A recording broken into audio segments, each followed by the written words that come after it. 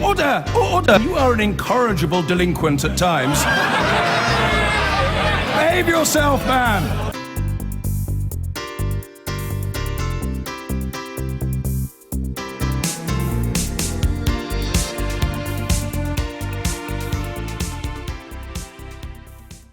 The former Prime Minister John Major has called on Theresa May to inject a little more charm and a lot less cheap rhetoric into the Brexit negotiations. In a speech at Chatham House this evening, Mr Major said he was concerned over the way the country has been led to expect a future outside the European Union that is unreal and over-optimistic. Our political editor, Gary Gibbon, is in Westminster. Gary. Well, this is pretty hard-hitting from Sir John Major. What he's saying is that politicians inside government, as well as some outside, are basically painting too rosy a picture of what Brexit will be like. He's saying it's an unrealistic, over-optimistic picture. He worries that when reality crashes into expectations, that could be very politically dangerous. He says there's a very slim chance that we're actually going to be better off outside the single market. You get a little flavour of his thoughts here. Be realistic about the timescale and the complexity of the huge task, the huge undertaking that lies ahead. It is crucial to business and to the public that our expectations are consistent with what can be achieved. It matters to the government too. Ministers must not overpromise. Well, when John Major popped up on the scene under David Cameron, there was almost always an element of coordination to the thing. He was often kite flying for David Cameron. This is not coordinated with Number 10. If anything, I think he's telling Theresa May that she really needs to do what he did a bit of and face down the hard right of the Conservative Party. He has a go at both her and Philip Hammond for suggesting, threatening Europe, that we might be able to move to a low tax and low welfare economy. He says that's not realistic. And he also throws in this plea. He says, don't demean people like me who are having our say in this debate. Don't be intolerant. He hadn't even sat down, and the Sun newspaper had put on its website an article calling him Sir John Moaner. The Daily Express is already accusing him of meddling, and one government source said he was yesterday's man. So Sir John Major's still got quite a lot of work to do. Gary Gibbon. Cathy. Thanks, John. Well, Brexit Secretary David Davis has promised that Britain won't suddenly shut the door on EU workers. But many European citizens already here remain worried about their future. The government says it wants all EU nationals living in the UK to retain their current rights after Brexit, but has been accused of using them as bargaining chips. Our Home Affairs correspondent Andy Davies has been speaking to one couple about how it feels to live with such uncertainty. We couldn't wear the flag in the Houses of Parliament, that's not allowed. But they did outside. Martin Kahn, who's British, and his Polish wife Aga, among others lobbying Parliament recently. Happy at their home in Cambridgeshire to be draped in the European flag, but finding the prospect of it one day being stripped away. Extremely stressful. Yes, extremely stressful. It's like knock at the door feeling, you know. When is it going to be? What's going to happen? In particular, what will happen to Aga, one of an estimated 3 million EU citizens currently living in the UK, whose status here post-Brexit remains unresolved. What is it that you're most worried about? I'm worried about being split. I mean, We won't be split, you have to go. Well, I have to go. I mean, that's true. It's a division. We either have to all go or stay. But Martin, most people don't think that's going to happen. It's going to come to that. Well, I hope it's not going to come to that, but it's a risk. None of us know what Brexit will look like. It's this very issue which has helped fuel the Brexit debate in the Lords, teeing up perhaps a fight between peers and a government yet to give assurances that EU citizens can stay. Theresa May says she wants that to happen, but only when the same is offered for British citizens in other EU countries. Which is why Aga and others claim they're being treated like bargaining chips. But the government have made it very clear that they want this to be the first thing on the agenda at the Brexit talks to try and resolve this question. And they want people like you to stay in the country. That's what they've said. I still trust them that this will happen. I really do. But I don't like in the meantime, I would like to know now for sure, and not just in 2 years' time to find out, and 2 years is 2 years of my life with these worries. I would like to be able to breathe and say, done, I'm sorted. Not in 2 years' time, every day worrying, will they keep the promise, will they not, could they not do it now? Originally, Aga thought she'd be okay, as EU citizens who've lived here for more than 5 years can qualify for permanent residence, and she's been here for nearly 9. Fairly easy to complete? No. For example, you have... But as they were filling out the 85-page permanent resident application form, they were advised by a lawyer that Aga only qualified if she'd had private medical insurance, a requirement for some who might have had a break in earnings, or in Aga's case, who's a part-time teacher, not earned enough. I don't know how to describe it, it's crazy. I never expected this. I feel betrayed by my people, because they've rejected the person I've chosen as my wife, who I've lived with happily, very happily for 19 years, and they're torturing her, and they're torturing me, and they're torturing my family, and I hate it. I really do feel betrayed. So much so that Martin, whose father fled Nazi Germany as a Jewish refugee, has now successfully applied for German nationality. Their 2 children qualify too. A toehold still in the EU, as he puts it, but they and their children want to stay in Britain as a family if they can. Either way, like so many others, they'd welcome clarity. Theresa May says she can't do that until the rights of British citizens in the European Union are sorted. Of course she can, and then she would make the situation of British people abroad better, because you don't get better situation for your people by treating others with disrespect, lack of security and so on. The government today said again it wanted to protect the status of EU nationals already living here. For many like Aga and Martin Khan, however, a statement of intent is simply not enough. Andy Davis. And it's not just EU citizens who feel unfairly treated by the British authorities. A grandmother who lived in Britain for 30 years has been deported to Singapore, saying she's been treated like a terrorist. Irene Chanel was removed on Sunday with just £15 in her pocket. She was given indefinite leave to remain in 1990 after marrying her British husband, John. The couple have 2 sons, but she lost that status after spending long periods in Singapore looking after her ailing parents before they died. Her efforts to reapply were rejected, and her visitor visa expired 3 years ago. Her Home Office spokesman said all applications are considered on their individual merits in line with immigration rules, and they expect those with no legal right to remain in the country to leave. Earlier I spoke to Irene Chanel from Singapore, but first I spoke to her husband John and her sister-in-law Angela in County Durham. Began by asking whether the family had been given any explanation why the applications had been rejected. I don't know whether they think it's just a marriage of convenience or what their thinking is, but as I said, they just keep rejecting all the applications. A pretty odd marriage of convenience with 2 British-born children that you have fathered and she has mothered. Their thinking's totally different. They think you can have a relationship just over the telephone. I've been watching what's been happening on the internet, and it seems people are clubbing together.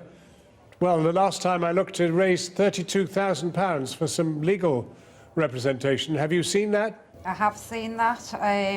The help of the public out there is overwhelming. There's also among them people, other people that are going through the same thing as what obviously we're going through. It's just not right. Can you tell us what happened when she was deported? I mean, what did you witness? Well, we didn't witness anything. We didn't have a chance to witness anything. I was just phoning any number that I could, and just no response. With it being a Sunday, there's no way open. Doing it on a Sunday is absolutely atrocious. John, especially not pre-warning. John, I mean, you are, after all, her husband. Has the Home Office been in direct contact with you to try to explain what's going on and what you can do about it? No, nothing whatsoever. Well, look, John and Angela, we've been joined by Irene from Singapore. I read that you had £12 in your pocket when you landed. £15. £15. over the years, you have applied a number of times to renew your permanent right to remain. Have they ever given you any reason why you shouldn't be able to get it back? All they keep saying is you've got no grounds to live in this country. I've got all the grounds that I need to be in the country because I've got 2 kids and a husband there. And they're saying that I can continue my relationship with him by modern means, by Skype and whatever. What kind of life am I going to have? I mean, he's listening to you, your husband, and his sister, Angela, and they look very unhappy about the situation. Angela, I suppose that you're in the best position to try and find somebody, and hopefully somebody will offer in the same way that the money has come forward, that somebody will send you information about a lawyer. That's correct. I have had contact from a lawyer. I mean, I haven't had a chance to speak with Irene properly yet. I mean, well, look, I mean, I think she's just landed today. Yeah, we'll get off the line so that you can talk to her. And in the meantime, thank you very, very much, Irene and Angela and John, for talking with us, and we will try to keep ourselves informed of what happens in your case. Thank you very, very much. All right, thank you. For the first time since the UK voted to leave the European Union, the former Prime Minister John Major has spoken out of his fears for this country's future. He warned of a real risk that government would not achieve all it had promised from Brexit, said a comprehensive deal was unlikely by 2019, and that a failure to deliver would result in further distrust between politicians and the public. He launched an excoriating attack on the cheerleaders for Brexit. He accused of shouting down the legitimate comment of those who voted Remain. Well, we'll hear a response to this carefully timed interjection from Ian Duncan-Smith in a moment. First, though, let's go to our political editor, Nick Watt. And Nick, as I was saying, you don't hear from John Major that often. What did you make of this? Well, this is a significant speech. John Major is normally very careful to ration his experience, his interventions, and he's very sensitive to the charge that he would be criticising his successors in Number 10. Don't forget, he's deeply scarred by his experience after he became Prime Minister. Margaret Thatcher famously said that she'd make a great backseat driver. And when David Cameron became Prime Minister, he had an informal understanding with David Cameron, who of course had worked for him in Number 10, preparing him for Prime Minister's questions in the early 1990s. And the agreement was that John Major would only make interventions that were helpful to him. But clearly he feels very different about Theresa May, who was of course elected to Parliament in 1997, the year that he of course lost that election and ceased to be Prime Minister. And he obviously feels there is a danger that she is presiding over potentially a damaging Brexit. So he's decided to speak out, and this was his central message. So I have 2 objectives this evening: to offer a reality check on our national prospects and to warn against an over-optimism that, if it is unachieved, will sow further distrust between politics and the public at a time when trust needs to be rebuilt. It would be better to underplay rather than overplay expectations. The post-referendum debate has been deeply dispiriting. After decades of campaigning, the anti-Europeans won their battle to take Britain out of Europe. But in the afterglow of victory, their cheerleaders have shown a disregard that amounts to contempt for the 48% who believed our future was more secure within the European Union.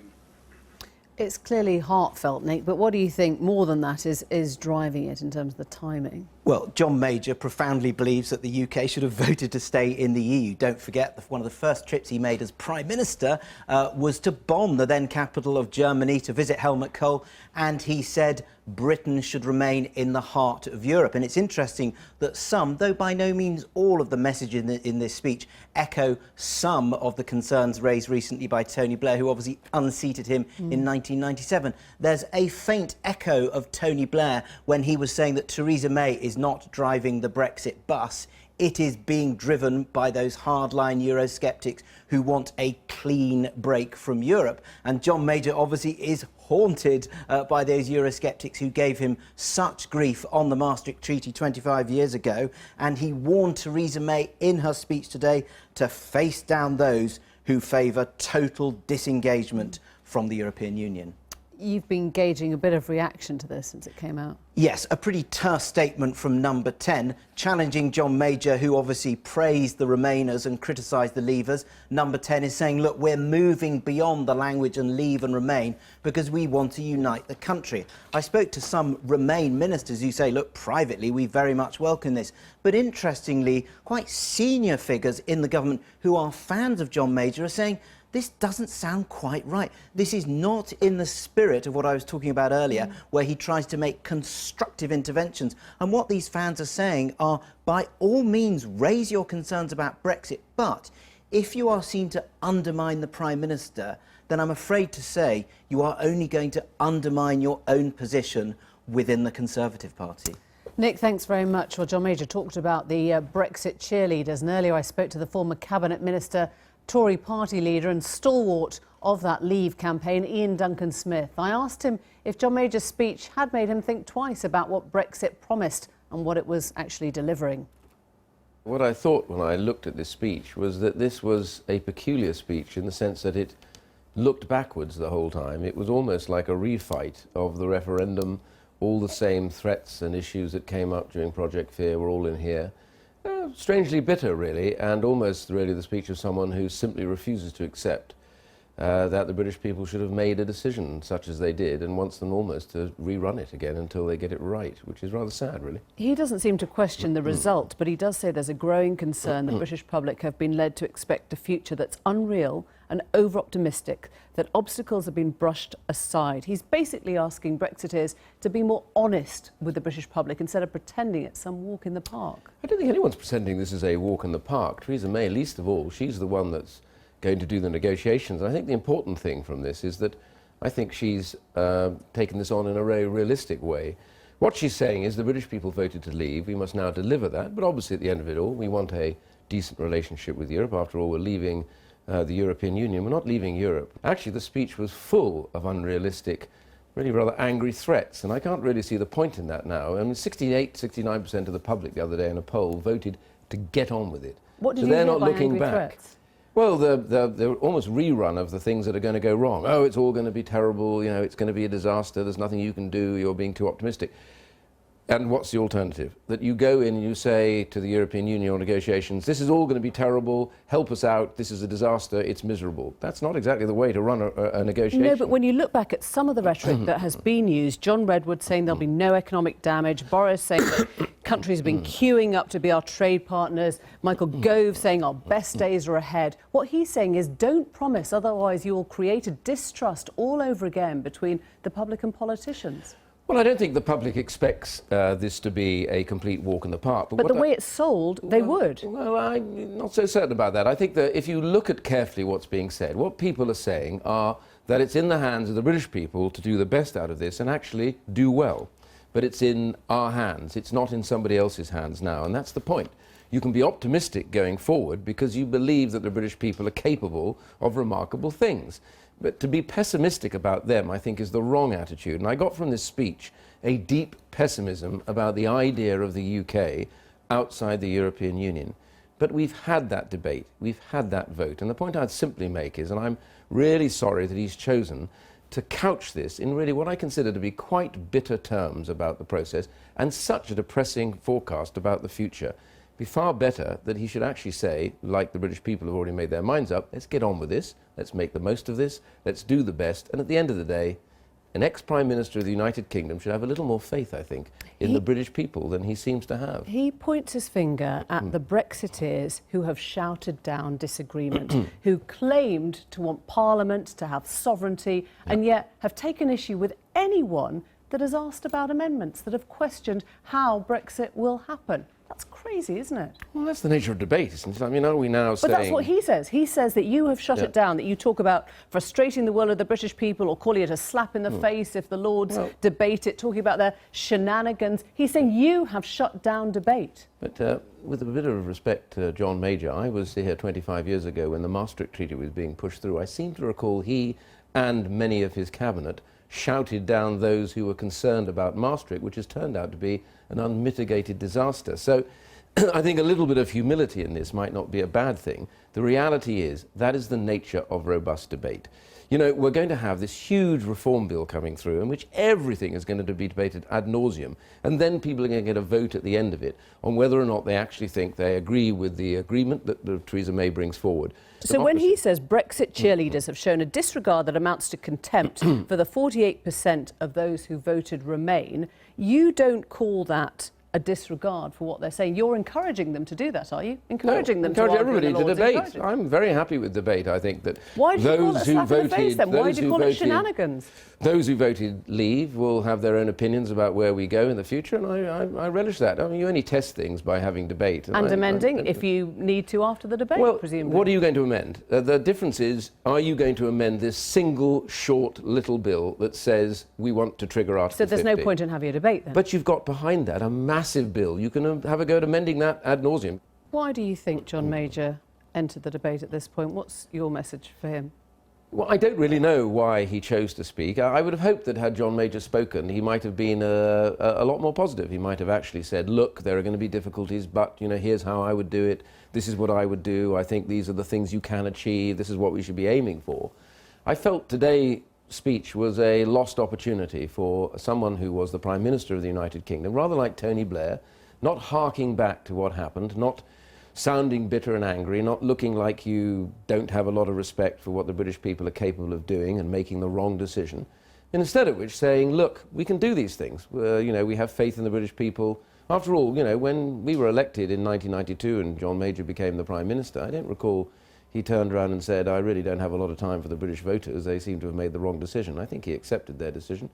Duncan Smith, thank you very much. Thank you. I've been getting away with it.